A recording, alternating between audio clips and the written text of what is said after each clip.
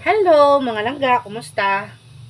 Kumusta kayo dyan mga langga? So kami naman dito ay sa awa ng Diyos ay okay lang. And kakarating lang po namin ni Insik mga langga no, galing sa sugod. So kaya meron pa tayong kunting kilay pero ayun parang papa-erase na yata mga langga. Pumunta kami ng sugod mga langga kasi pinakiusapan kami ng mga uncle at auntie ni Insik na itanong doon kasi meron kasi silang lupa. Yung mga grandparents nila ni Insik may lupa sila sa sugod. Kaya pinatanong ng kanyang mga tito at tita kung magkano na yung bubuhisan or updated ba yung pagbubuhis kada buwan. Kaya yun pinuntahan namin. Pumunta kami doon ng maaga at nakauwi din kami agad. Kasi nga, plano talaga ni Insik na paunti-unti gagawin yung kusina namin. So yung panday mga langga, pinatigil muna namin kasi wala pa tayong materials, no? And para iwas din sa papalaking suhulan ba sa babayaran sa panday mga lang. Busog po ako kasi kakatapos na po namin mag-lunch. So ayun, for today's video mga langga ay sasagutin ko itong isang nag-comment dito. Doon sa last video namin tungkol sa aming kusina mga langga. So kung nakikita nyo doon, nagpapasalamat po ako sa aming isa sa mga subscriber natin, mabait na subscriber na si Ate Yumi, dahil nga nag-sponsor siya or binigyan niya tayo ng pambili ng hollow blocks mga langga. So yun yung laman ng ating vlog nung nakaraan. And yun, yung mga plano namin sa aming kusina, yun yung pinapakita ko doon mga langga. So itong comment na to ay related doon. Comment to siya nung nakaraang video namin mga langga. Hindi ko sana siya papansinin. Kaso lang, makakalain ni sir na hindi namin na-appreciate ang kanyang presence, no? Kaya ayun, sasagutin ko yung katanungan mo, sir. Or supposed to be, hindi naman siya tanong. Comment siya na talagang sigurado talaga siya na totoong-totoo yung sinasabi niya sa comment niya. Kasi sabi niya dito mga langga, daming plano. Wala naman kayong mga trabaho. Asa lang sa nagbibigay ng pera sa inyo. So, yun yung comment niya. Sigurado siya doon. Kasi walang katanungan eh. Hindi siya nagtanong ng, ba't ang dami yung plano? May ano ba kayo? Ganun ba? Parang ganun na mga, ano ba? Ang mga katanungan, manghimuta sa ta. Pero hindi siya nagtanong. Supposed to be direkta at talagang sigurado siya na umaasa lang talaga kami sa mga nagbibigay sa amin. Siguro kilala niya kami. Or siguro, nakikita niyo yung buhay namin dito. Or siguro, kapitbahay kami. Ganun ba? Kasi sigurado kasi sa mga langgay. Kaya ito sasagutin namin. Sasagutin ko, mga langga. Para naman hindi siya baka isipin niya, hindi namin. Pero unang-una sa lahat, bago ko siya sagutin, pasalamat pa rin ako kasi alam ko, nanonood siya sa video namin. Pasalamat pa rin ako kasi dagdag views yun, mga langga. Kaya, nagpasalamat ako sa iyo, sir. So, ang pangalan niya ay si Jovan Gabiano. 543. May number pa. Ano ko yun? Ipupustahan ko yun sa Suertres. So, kidding aside, yun nga. Si Sir Jovan, yun nga. Sabi niya, ang dami naming plano. Umaasa lang kuno kami sa mga nagbibigay sa amin ng pera. Sir, ang taong walang plano, baliw. Siguro ikaw wala kang plano sa buhay mo. 'Di ba? Marami kaming plano, sir, sa buhay namin, sa paparating na buhay namin. So, in the future, 'di ba? Sino ba tao walang plano? Pero yung sinasabi, totoo yung sinasabi mo na marami kaming plano, I admit that. Marami kaming plano sa buhay namin. Lalo na dito sa paligid namin, sa mga buhay-buhay namin, sa future namin. So, dapat lang naplanuhin, 'di ba? Para maging motivation siya sa mga buhay natin. Kasi kung wala tayong plano, ano tayo? Nabubuhay tayo sa mundo ito nang walang kaplano-plano sa buhay natin, sa hinaharap. So, I don't know kung may tao bang gano'n na walang plano sa buhay nila. Pero yung sinasabi mo na marami kaming plano, hindi, totoo yun mga langgay. Hindi ko i-deny yun. Marami talaga kaming plano. So, sino ba naman sa atin dito ang walang plano, no? Dapat kasi natin planuhin ang buhay natin kung ano yung susunod na hakbang, kung ano yung gagawin natin. So, kung sinasabi ni sir na marami kami plano sa kusina namin, totoo yun. Marami akong plano mga langga. Marami akong pangarap talaga na matapos yung kusina namin, na pangarap ko talaga na magkaroon ng lababo. Yun yung pinakasimpleng pangarap ko mga langga. Kasi naghuhugas ako ng lababo sa mga, nakapaghugas naman ako ng disenteng lababo, yung mga magagandang lababo mga langga. Yun nga lang, hindi bahay namin. Bahay ng mga pinagtatrabahuan ko noon. Nung katulong pa ako, hindi ko kinakahiya yun. Pero yung sarili namin, kasi sa isla wala kaming lababo mga langga. Doon lang sa gilid ng balon, doon lang kami maghuhugas talaga ng plato. Ito simple lang naman yung pangarap ko, na magkaroon ng lababo, makapaghugas ng maayos, makapagluto ng maayos sa gilid ng lababo. Kapag magluluto ako, hugasan ko sa lababo. Mga ganun ba? Simpleng bagay bito. Hindi naman siguro masama yun, o hindi naman siguro kasalanan, no, na mangarap ka na magkaroon ka ng maraming plano sa buhay mo. Yung talagang plano ko mga laga, yun yung pangarap ko talaga sa buhay ko, na matapos itong aming kusina, matapos itong aming bahay, kahit simple lang, magkaroon ako ng, kasi mahilig kasi ako magluto mga langga. Yung ano ko, yung talagang yun bitong ka ng kuan bito na ako, nakakapagpagaan sa loob ko yung magluto sa kusina. Yun, lalo na kaya kailangan natin ang hamugaway or maaliwalas na, kasi kahit hindi maaliwalas, basta yung ayos lang na kusina, yung may lababo, may tubig, may lutuan, may mga kaldero, yun ba? Yung normal na kusina lang. Mahirap ba yun mga langga? Mahirap pang mangarap ng ganun? Hindi naman mahirap siguro yun, no? Kung magkatotoo or matupad yung mga pangarap mo, edi mabuti. Pero kung hindi naman dahil walang budget, edi pagsikapan, yun yung sinasabi. Kaya ina-admit ko na marami talaga kaming plano ni Insik mga langga sa buhay.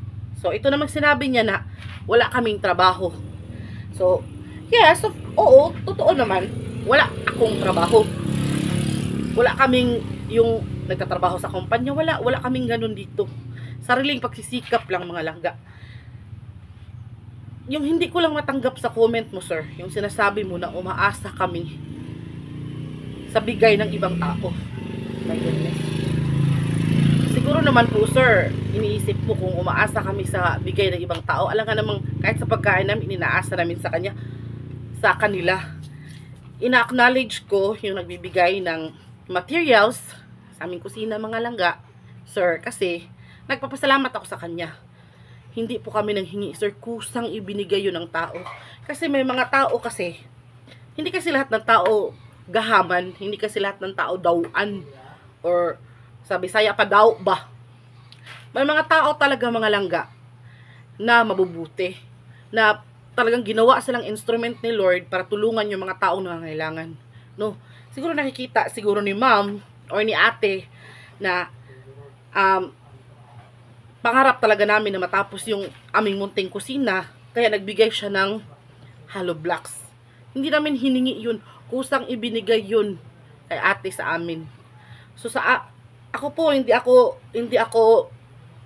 guilty sa sinasabi mo na umaasa kami sa ibang tao, sir.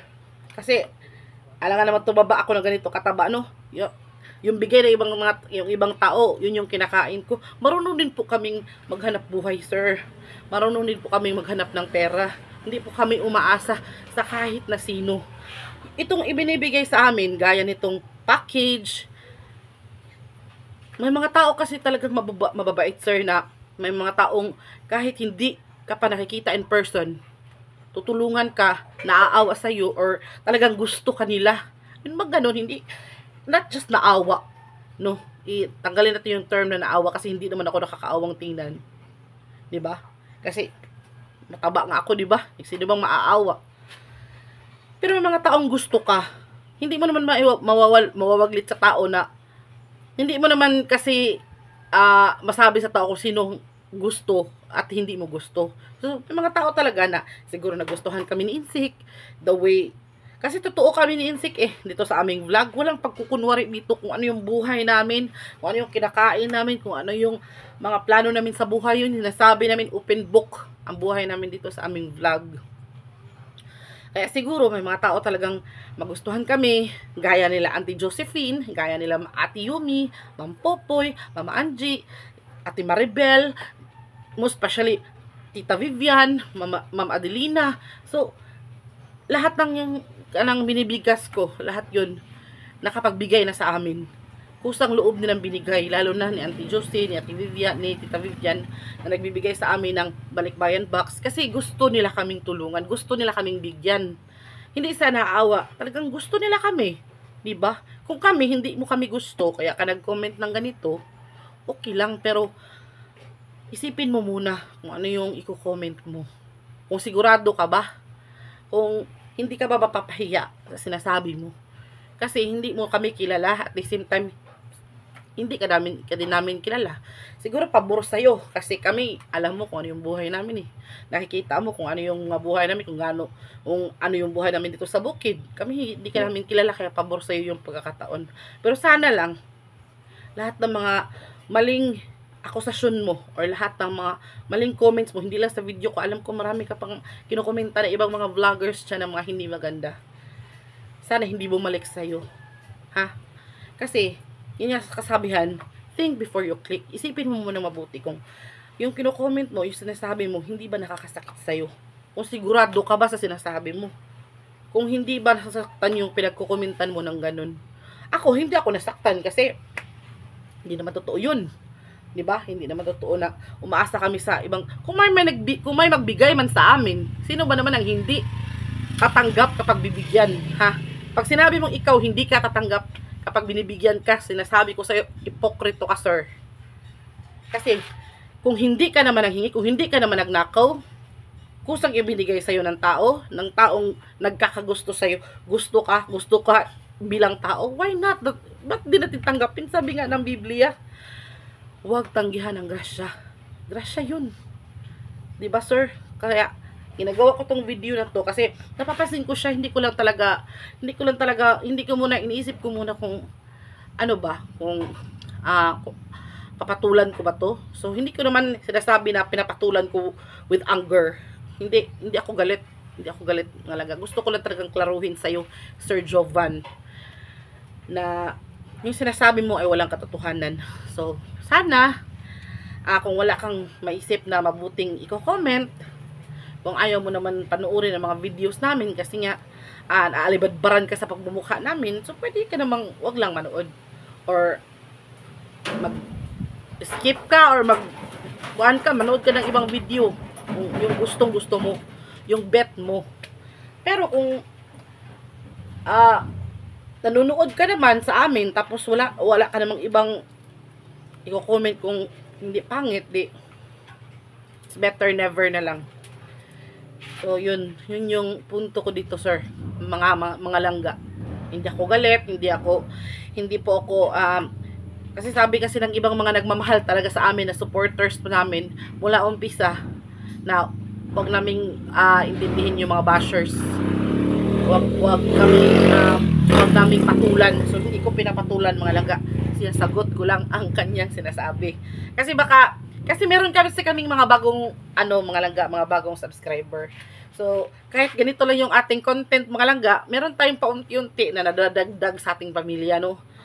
Baka mabasa ng ibang mga subscriber natin na ganito, tapos hindi ako nag-react. Baka isipin nila, ay, totoo pala yun. Ang pangit pala. Kaya, sinasabi ko na yung totoo, open po kami, wala kaming tinatagong pangit ni Insik. Wala kaming tinatagong baho or wala kaming tinatagong maling bad intentions. So, itong pag-vlog namin is tulong to sa amin, pamilya. So, si Insik po, kung sinasabi mo wala kaming trabaho, sa awa ng Diyos, si Insik po ay nakapagpamasada pa naman po. Kaya sinasabi ko na, hindi kami nagsalig or hindi kami umaasa sa ibang tao kasi marunong po kaming maghanap buhay. Si Insik po ay namamasada po siya. Kung hindi po uulan, kasi yung ulan lang talaga, yung hindi talaga makapagpasada si Insik kasi tumataas yung baha. Hindi kami makatawid. Kaya kapag medyo okay yung panahon, mga langga, tapos may mga pasahero, nakapagpamasada naman si Insik, mga langga, Sir Jovan. And ako naman po dito sa aming bahay, inaalagaan ko ang aming nag-iisang anak na si Sphinx, at si Papa, of course, dito si Papa sa amin. Nagtatanim kami ng mga gulay, ng kahit na prutas. And of course, sabay na din ang aking pag-vlog. So kahit hindi naman lagi kami nakakasahod, pero kapag nakasahod naman kami, mga langga, nakakatulong din naman kahit paano, no? So, sana, huwag mo kaming husgahan, sir, kasi hindi mo kami kilala. Hindi mo alam kung ano yung buhay namin. Hindi mo alam kung ano talaga yung buhay namin dito. Kaya kung gusto mo, puntahan mo kami dito para malaman mo na yung sinasabi mo ay hindi, walang katotohanan. 'Di ba, mga langga? So, gusto ko sana good vibes lang. Good vibes lang naman talaga. Ayoko nang magalit. Wala nang pong ang galit dito sa mundo, no? Kasi sa dami ba naman ng nangyayari dito sa mundo, kung galit at negativity lang yung paiiralin natin, walang kwenta yung buhay kung ganun lang yung mangingibabaw sa ating mga puso.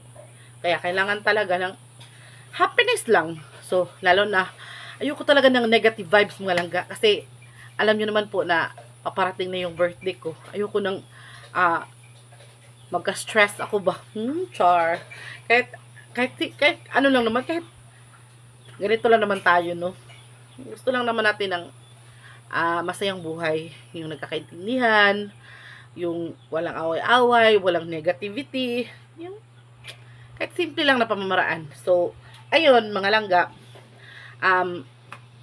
uulitin ko po, gusto ko pong magpasalamat mula sa kinaibuturan ng aking puso sa lahat ng mga taong tumulong sa amin. Hindi kasi alam ni Sir Jovan na hindi lang si Ate Yumi yung tumulong sa amin. So meron pa sa iba't ibang paraan, mga langga. So hindi ko na lang sabihin kasi baka magsakit ang heart ni Sir Jovan ba. Baka sabihin niya naman, talaga nga palang nagsalig ka. Maganon-ganon pa siya. So okay na 'yun. Importante na sagot ko yung comment ni Sir. So, isa-shout out natin siya. Shout out to Sir Jovan Gabiano 543. Thank you so much sa iyong comment, sir. Nagkaroon ako ng content ngayon. Ito So, talagang gusto ko talaga siyang sagutin or gusto ko talaga siyang ipaliwanag, mga langga. Para naman ma-acknowledge natin yung presence niya na hindi natin ini-ignore yung mga taong nag-comment. Hindi lang yung mga nag-comment ng mga ganda, lalo na yung nag-comment ng mga pangit. Ako, wala naman akong problema kung merong mag-criticize or merong mambabash. Okay lang yan, basta hindi naman nila alam kung ano yung totoo. So, tayong nakakaalam. So, walang problema. Okay lang yun, mga langga. Importante, manood kayo. Kahit nagbabash kayo dyan, importante, dagdag views, di ba? Nabusog talaga ako, mga langga, sa aming lunch. So, kasi wala so good, bumili kami doon ng lutong ulam na pagdating namin dito, naniudto kami agad ni Papa at saka ni Insik. So, yung pinambili namin ng ulam, Sir Jovan, hindi yun bigay sa amin yun. So, ayun, yun lang yung gusto kong ipaliwanag, mga langga. Gusto ko lang puntuhin, gusto ko lang